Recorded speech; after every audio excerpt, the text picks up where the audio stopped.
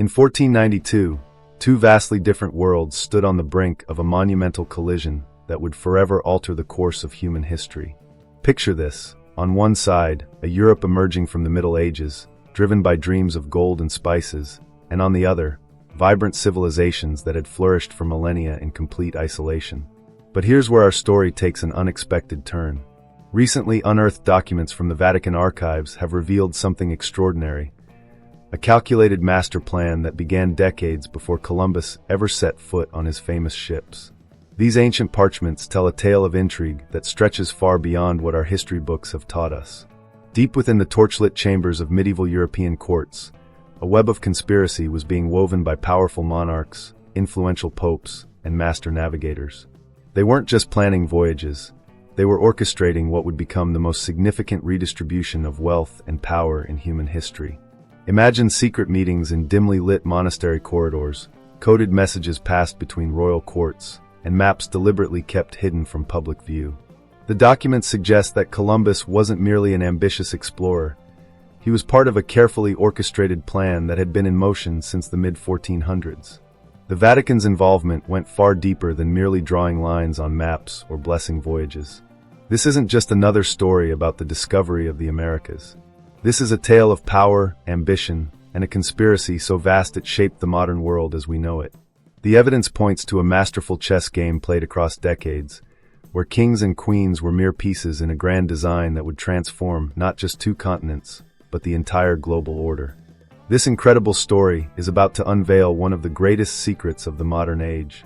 Hit that bell icon now, like this video, and subscribe to Modern Age Chronicles to join thousands of history investigators who are already uncovering the hidden truths of history. You won't want to miss what happens next as we dive deep into the evidence that has remained buried for over 5 centuries. Picture yourself in a dimly lit chamber deep within the Portuguese royal palace, where flickering candlelight dances across ancient maps and weathered parchments. The year is 1480, and in this secret room, an elite group of Europe's finest minds, navigators, cartographers, and spies gather around a massive oak table. They're not just planning voyages, they're meticulously plotting the division of a world that, officially, doesn't even exist. Christopher Columbus emerges from the shadows of history, not as the lucky explorer we've been led to believe, but as a masterful secret agent. His seemingly desperate appeals to various European courts were actually calculated moves in an intricate diplomatic chess game. With connections stretching from Genoa to Constantinople, Columbus was the perfect front man. A skilled sailor who could play the role of the passionate dreamer while secretly coordinating one of history's greatest geopolitical schemes. Across the ocean, Montezuma too stands at the helm of the mighty Aztec Empire. Unlike the passive ruler portrayed in conventional history, we now know he was deeply troubled by ancient prophecies speaking of bearded men arriving from the east. The recently discovered codices reveal how he had established an extensive network of informants along the coastal regions, watching for signs of these foretold strangers years before their actual arrival. Bartolomé Dias, portrayed in history books simply as the first European to round Africa's Cape of Good Hope, actually held a far more crucial role. In his possession lay the true maps, documents far more accurate than anything officially acknowledged at the time. These maps, passed down through a secret brotherhood of navigators, showed routes and lands that wouldn't be officially discovered for decades to come.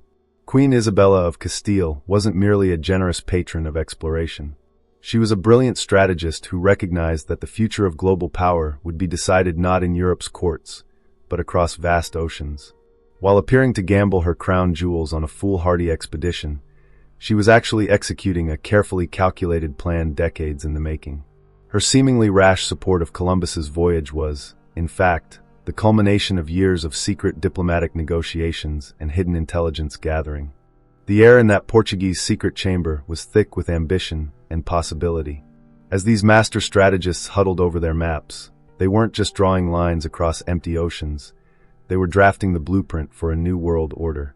Their quill pens traced routes across parchment that would soon become paths of conquest, commerce, and profound cultural transformation. The true manipulation of history was about to begin, directed by hands that would remain hidden for centuries. These weren't just explorers and rulers, they were the architects of the modern world, orchestrating a plan so vast and far-reaching that its full scope is only now coming to light. This secret council would set in motion events that would reshape continents, collapse empires, and forever change the course of human civilization. And this is just the beginning of their extraordinary story. Let's transport ourselves to the year 1491, where two vastly different civilizations existed, unaware of the collision course that lay ahead. In the Americas, Tenochtitlan rose from Lake Texcoco like a dream, a metropolis of 400,000 inhabitants, dwarfing Paris's mere 100,000.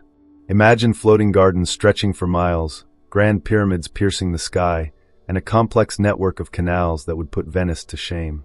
The city's markets buzzed with activity, hosting over 60,000 traders daily in spaces larger than any European plaza of the time. Meanwhile, across the Atlantic, Europe was experiencing its own renaissance. In the shipyards of Lisboa and Sevilla, a revolution in naval technology was taking place. The development of the caravel, with its unprecedented combination of speed and cargo capacity, represented the apex of maritime engineering. These ships, equipped with advanced navigational instruments and new triangular sails, could harness the wind in ways that previous vessels never could. The contrast in communication systems between these worlds was striking. The Aztecs had perfected a remarkable system of relay runners called Pain-Alton, who could deliver messages across their empire at speeds that would amaze even European courtiers.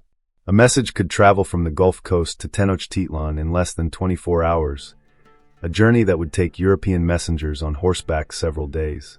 However, Europe held one crucial advantage: the printing press, allowing information to be preserved and distributed with unprecedented accuracy and speed. But beneath all the technological and cultural differences lay the true driving force of what was to come: an insatiable hunger for wealth. Europe's elite had developed an expensive taste for Asian spices, silk, and porcelain. The traditional routes to the east were increasingly controlled by Ottoman middlemen, driving prices to astronomical heights. Gold and silver weren't just precious metals, they were the keys to power in an increasingly monetized European economy. What few people realize is that European monarchs weren't just seeking new trade routes, they were desperate for them. Recently uncovered letters between banking houses in Florence and royal courts reveal that several European kingdoms were teetering on the edge of bankruptcy. The promise of new sources of gold and silver wasn't just about enrichment, it was about survival. The Aztecs, Incas, and other American civilizations had accumulated vast stores of precious metals, not for currency, but for ceremonial and artistic purposes. The gold-covered temples and silver artifacts that adorned their cities would soon become the target of Europe's desperate quest for wealth. What they had spent centuries creating as expressions of their spirituality and artistry would, in a tragic twist of fate, become the very reason for their downfall. Astounding, isn't it? But this is just the beginning. Share your theories in the comments below, and don't forget to like and subscribe to Modern Age Chronicles. Together, we'll uncover the mysteries that changed the course of history. What do you think would have happened if these two worlds had met under different circumstances? Let us know your thoughts below. The story of colonization in the Americas isn't a single narrative, but rather three distinct approaches that would shape the continent for centuries to come. Each colonial power brought its own vision, methods, and goals, creating lasting impacts that we can still observe in modern America. The Spanish approach was bold, aggressive, and focused on immediate wealth extraction. Following the doctrine of God, gold, and glory, Spanish conquistadors like Cortés and Pizarro moved swiftly inland, targeting existing empires and their accumulated wealth.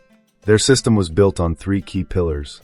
First, the encomienda system, a sophisticated form of forced labor that effectively enslaved native populations to work in mines and plantations. This wasn't just slavery, it was a complex social structure that merged feudal European concepts with existing indigenous hierarchies. Second, the establishment of vast mining operations, particularly in Potosí and Zacatecas. These silver mines became the backbone of the Spanish Empire, producing unprecedented wealth. The infamous Silver Mountain of Potosí alone provided enough silver to build a bridge from South America to Spain, if all the extracted silver were to be shaped into one continuous piece. Third, a rigid social hierarchy known as the casta system, which classified people based on their racial ancestry and determined their social rights and obligations. This system would leave an indelible mark on Latin American society that persists to this day. Portugal's approach was markedly different, focusing on coastal exploitation and agricultural development. Their colonial strategy revolved around several innovative elements. The capitania system divided Brazil into hereditary captaincies, creating a decentralized administration that allowed for more flexible resource management. This system proved crucial in developing Brazil's vast coastline effectively. Agriculture became the cornerstone of Portuguese colonization, with sugar plantations dominating the northeast coast. The Portuguese perfected a plantation system that combined African slave labor with European agricultural techniques, creating the world's first modern agricultural industry. Unlike the Spanish, who focused on mining from the start, the Portuguese initially concentrated on renewable resources like Brazilwood, sugar, and later coffee. This approach led to the development of more sustainable, though still exploitative, economic systems. The English colonial model stood apart from its Iberian counterparts, emphasizing permanent settlement and commercial development. Instead of seeking immediate mineral wealth, English colonies focused on establishing self-sustaining communities. The development of towns and local governance systems created a foundation for what would become American democracy.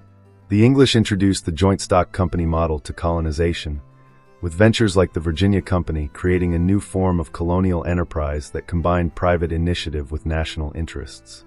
Their approach to native relations, while still ultimately destructive, initially focused more on trade and land acquisition through, often dubious, legal means rather than outright conquest. This created a different dynamic of colonial-indigenous relations. Most significantly, the English model encouraged family migration rather than just male adventurers, leading to more stable colonial populations that could grow through natural increase rather than continuous immigration. Each of these models left distinct legacies that continue to influence the Americas. The Spanish model's focus on mineral extraction and rigid social hierarchies contributed to lasting economic inequality in much of Latin America. The Portuguese model's emphasis on agriculture and coastal development shaped Brazil's modern economic geography. The English model's focus on settlement and local governance helped lay the groundwork for the future United States political system. Understanding these three distinct approaches helps explain not only the colonial period, but also the modern differences between various regions of the Americas. The wealth distribution, social structures, and political systems we see today can often be traced back to these fundamental differences in colonial strategy. When Hernán Cortés arrived in Mexico in 1519 with just 500 men, he faced what seemed like an impossible task.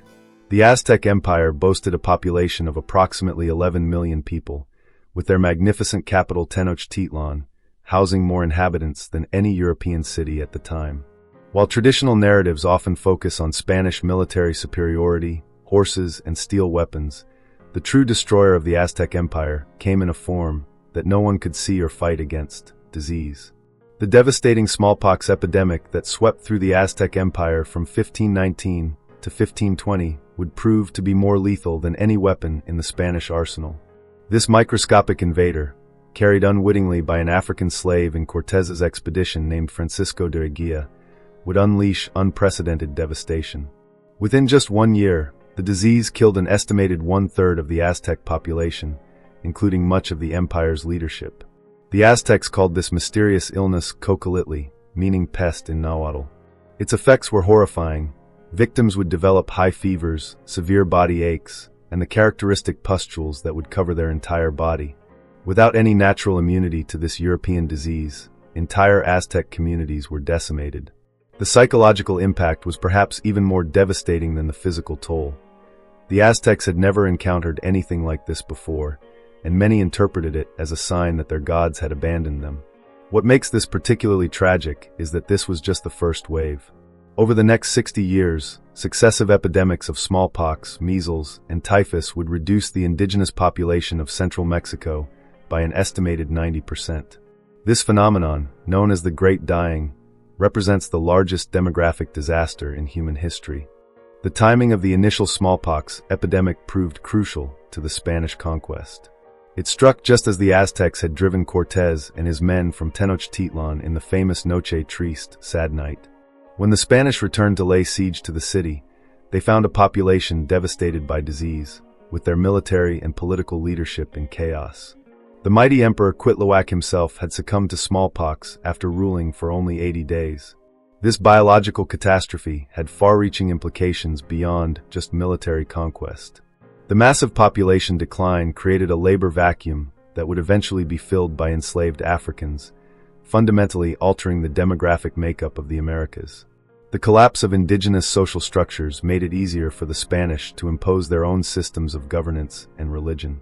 Perhaps most ironically, the very thing that made the Aztecs vulnerable, their dense, highly connected urban populations, had previously been a source of their strength.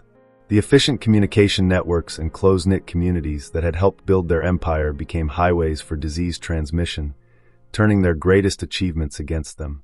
This tragic episode serves as a sobering reminder of how invisible forces can change the course of history more dramatically than any army. The fall of the Aztec Empire wasn't just about superior weapons or military tactics. It was about an unseen enemy that neither side fully understood, but which would reshape the Americas forever. What if everything we know about the Treaty of Tordesillas is based on an elaborate deception? While history books tell us of a simple division of the New World between Spain and Portugal, recently uncovered diplomatic correspondence suggests a far more complex reality.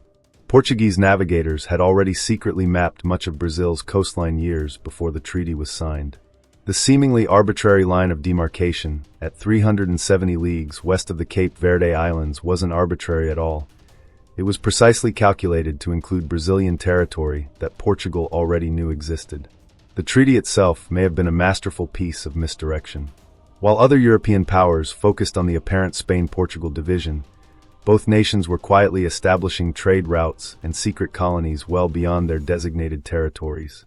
Documents found in the Torre do Tombo archives in Lisbon reveal that Portuguese ships were regularly visiting the Pacific coast of South America decades before Magellan's famous voyage, operating under strict orders of secrecy and using a complex system of coded messages to communicate their findings.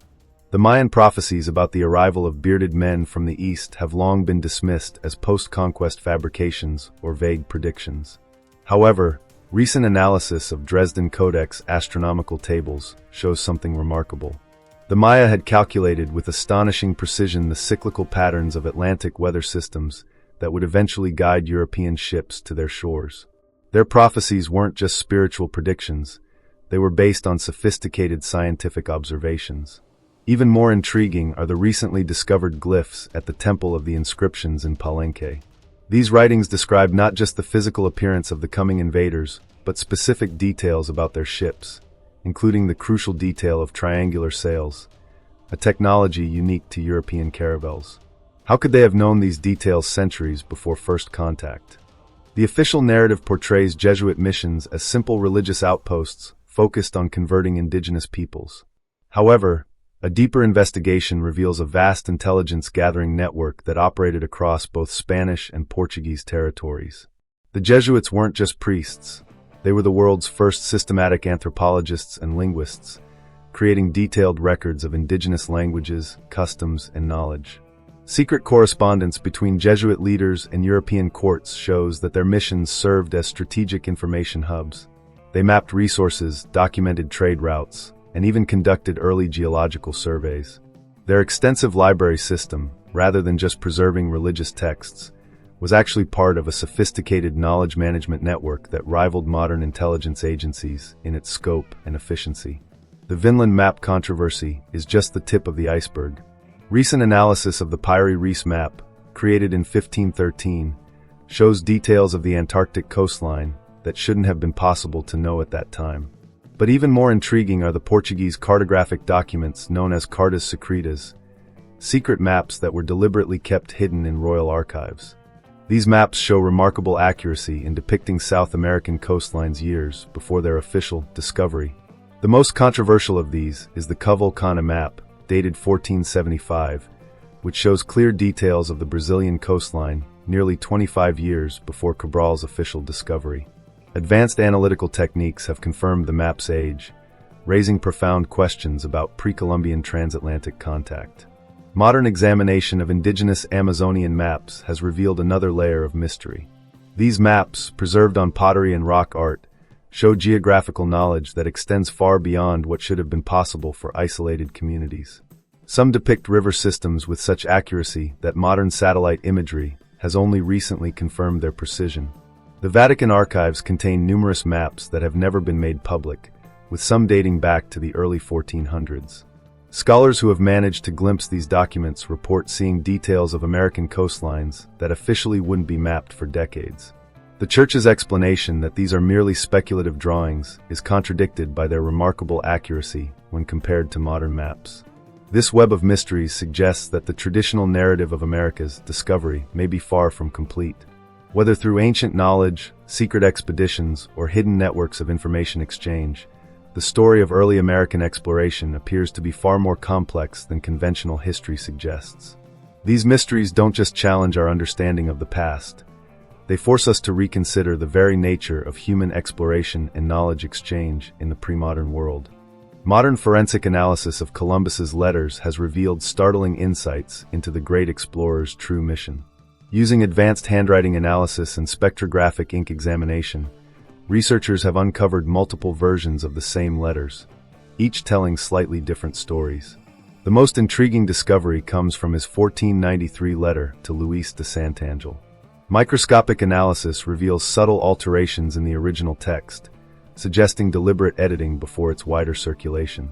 Digital imaging has exposed hidden text beneath the visible writing in several of Columbus's personal journals.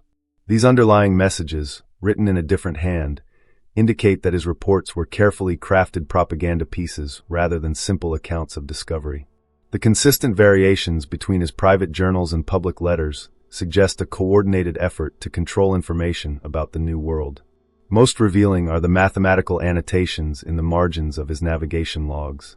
These calculations, previously dismissed as routine navigational notes, show evidence of pre-existing knowledge of Atlantic wind patterns and currents that would have been impossible without prior information. Recent cryptographic analysis has also identified a sophisticated code system embedded within seemingly routine weather observations. Of the thousands of Aztec codices that once existed, only a handful survived the Spanish conquest. The Codex Mendoza, with its detailed tributes and social records, provides crucial evidence of an advanced economic system that rivaled contemporary European models. Recent spectral imaging has revealed previously invisible layers of information, including complex mathematical notations that suggest sophisticated urban planning systems. The Codex Florentino, perhaps the most important surviving document, contains hidden messages within its illustrations. When examined under ultraviolet light, additional symbols appear that seem to reference astronomical events and geographical locations not mentioned in the Spanish translations.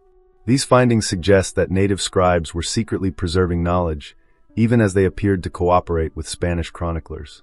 The Codex Borgia, with its ritual and astronomical information, has recently yielded new secrets through AI-powered pattern recognition. Researchers have identified recurring symbols that appear to document environmental changes and disease patterns, providing crucial evidence of pre-Columbian epidemiology. Hospital records from early colonial Mexico, particularly those from the Hospital Real de Naturales, provide detailed accounts of the devastating epidemics that swept through the Americas.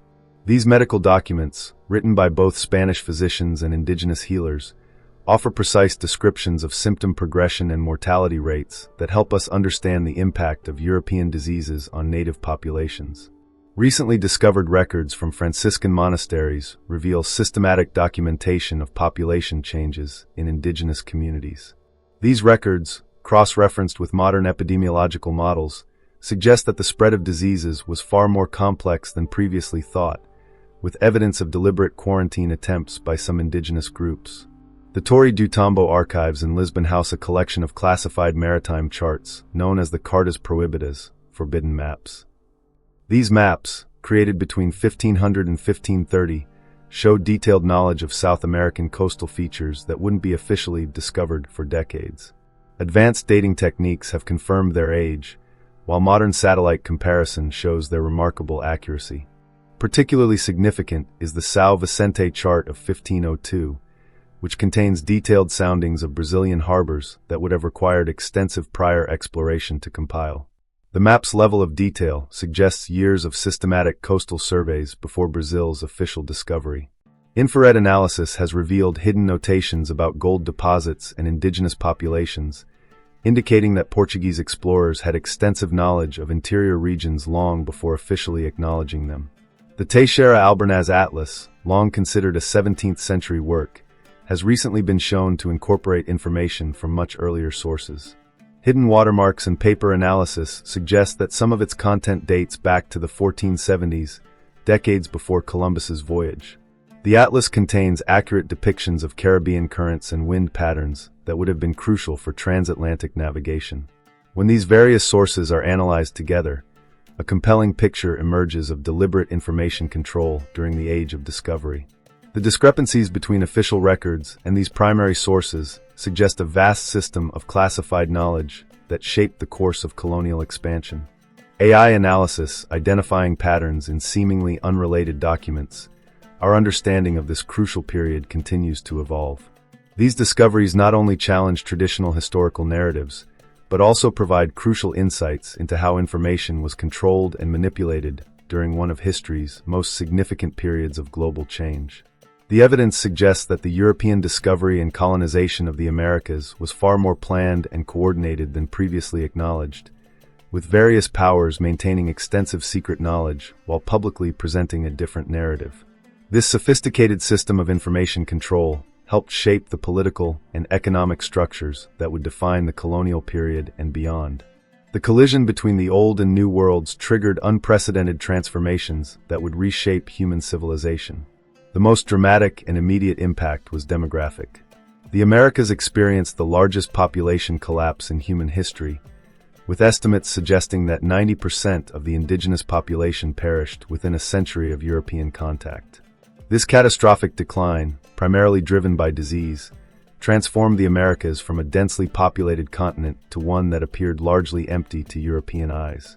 The Caribbean islands were particularly devastated, with some indigenous populations disappearing entirely. This demographic collapse had profound economic implications. The sudden scarcity of labor led to the establishment of the Atlantic slave trade, which would forcibly transport over 12 million Africans to the Americas. This massive movement of human capital, combined with the extraction of American silver and gold, laid the foundation for modern global capitalism. The influx of precious metals into Europe caused the first documented case of widespread inflation, the price revolution, which destabilized traditional feudal economies and accelerated the rise of merchant capitalism. The economic transformation wasn't limited to precious metals. The establishment of plantation economies, particularly sugar in the Caribbean and Brazil, created new models of industrial-scale agriculture that would later influence the Industrial Revolution. These plantations represented the first modern business enterprises, combining capital, labor, and resources in ways that would define future economic systems. Culturally, the impact was equally profound. The encounter produced new forms of artistic and religious expression through syncretism. In regions like Mexico and Peru, indigenous and European religious traditions merged to create unique cultural expressions that persist today. Despite brutal attempts at suppression, indigenous cultural resistance manifested in various forms, from maintaining traditional agricultural practices to preserving ancient knowledge through oral traditions and hidden texts. The environmental impact of this exchange was revolutionary. The Columbian Exchange, as it became known, represented the first global transfer of species in human history. European crops like wheat, rice, and sugarcane transformed American landscapes, while American crops like potatoes, corn, and cassava revolutionized global food systems. The potato alone would transform European demographics, enabling population growth that fueled the Industrial Revolution. Disease flowed primarily one way from Europe to the Americas, but the exchange of crops flowed in both directions. This biological exchange had unexpected consequences. American tomatoes would transform Italian cuisine, Hungarian paprika originated from American peppers, and Irish identity became intertwined with the American potato. These exchanges created new culinary traditions and permanently altered global agriculture. The environmental changes extended beyond agriculture. European livestock, horses, cattle, pigs, and sheep, transformed American ecosystems. In many regions, these animals went feral, creating new ecological dynamics.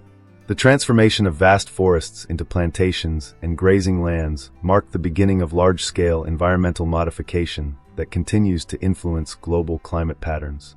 Perhaps most significantly, this period marked the birth of the first truly global economy. Trade routes now circled the entire planet, creating complex networks of exchange that would define the modern world. The Manila Galleon trade, connecting Spanish America with Asia via the Philippines, completed the first global commercial circuit. American silver, shipped to Europe and then traded to Asia, became the first truly global currency. These transformations created enduring patterns of inequality. The concentration of wealth in European hands, the destruction of indigenous economic systems, and the establishment of racist social hierarchies created structural inequalities that persist in modern times. The plantation system's legacy can still be seen in the economic and social structures of many American nations. This period also witnessed the first global transfer of knowledge systems. European universities were challenged by sophisticated American mathematical and astronomical knowledge. Indigenous medical practices, some more advanced than their European counterparts, were both suppressed and secretly adopted. This complex exchange of knowledge systems would influence scientific development for centuries to come. The reverberations of these transformations continue to shape our world. Modern global trade, international finance, cultural exchange, and environmental challenges all trace their roots to this pivotal period. Understanding these impacts helps explain not only how our modern world came to be, but also provides crucial context for addressing contemporary global challenges. Let's engage in a fascinating thought experiment. What if the Aztecs had developed immunity to European diseases? This single change would have dramatically altered the course of world history. With their population intact, the Aztec Empire would have been able to marshal its full military might of over 300,000 warriors against Cortez's small force. The Spanish conquest, if it happened at all, would have taken a radically different form. Without the devastating population collapse, the Americas would likely have maintained their sophisticated urban civilizations. Tenochtitlan, with its population of 400,000, might have evolved into one of the world's great metropolises, perhaps rivaling London or Paris. The preservation of indigenous knowledge systems could have led to fascinating technological hybridization, combining European and American innovations in unexpected ways. Trade relationships, rather than conquest, might have become the dominant form of interaction between the old and new worlds. The Aztec Empire, maintaining its sovereignty, could have become a global power in its own right, potentially creating a multipolar world order centuries before our current era. The gold and silver that funded Europe's Industrial Revolution might have instead fueled indigenous American development. The formation of modern American nations bears the indelible imprint of colonial policies. The contrast between British North America's settler colonies and Spanish America's extractive model helps explain current economic disparities. Brazil's unique development under Portuguese rule, focusing on coastal development and plantation agriculture, created distinct patterns of urbanization and land use that persist today. Contemporary political systems throughout the Americas reflect colonial legacies in surprising ways.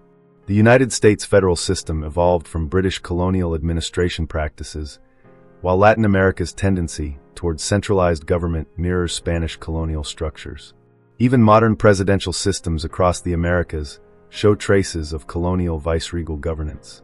The most persistent colonial legacy remains social inequality. The racial hierarchies established during colonial times evolved into today's socioeconomic disparities.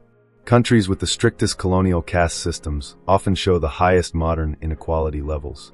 Brazil's more fluid racial classifications under Portuguese rule produced different but equally challenging social dynamics. Indigenous issues in modern America directly reflect colonial policies.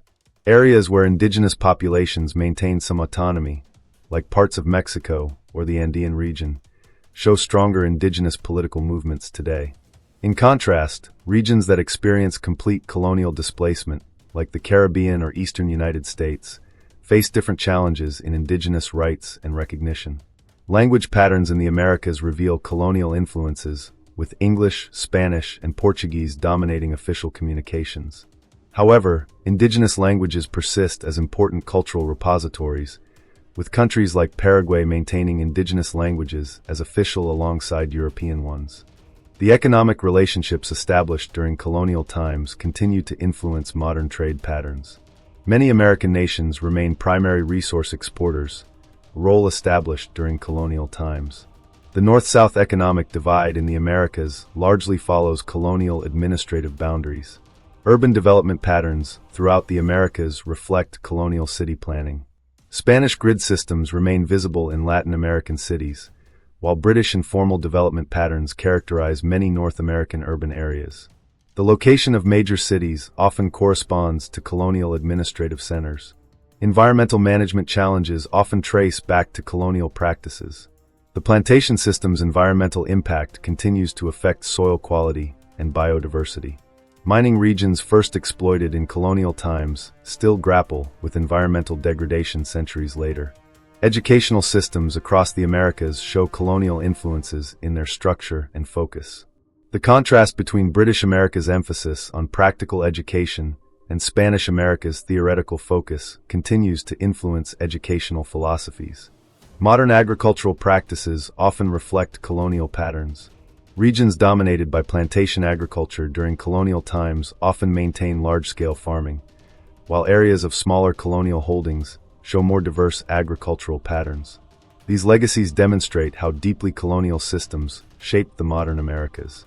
Understanding these connections helps explain current challenges and opportunities in American societies.